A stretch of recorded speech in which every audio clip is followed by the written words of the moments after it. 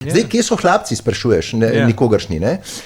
Zdaj, če gledaš ulične aktiviste, NGO-je, oni so po Bruslu, na državnih jaslih, vladnih sobanah, ne?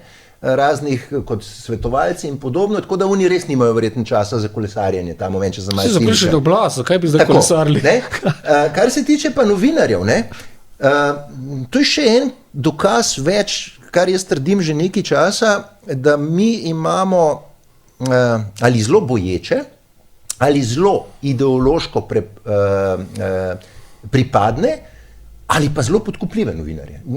Četrte nitle, ne, ker enostavno, da si ti v teh primerih tiho, kulminirale pa s tem, ne, kar se je zgodilo v tisti pisarni, da si ti v tem primeru tiho, pravzaprav pri čemer si pred letom 2022 opozarjal na to, da se to lahko zgodi, če bo izvoljen ta pa ta, ne vidiš pa, da se je to zgodilo,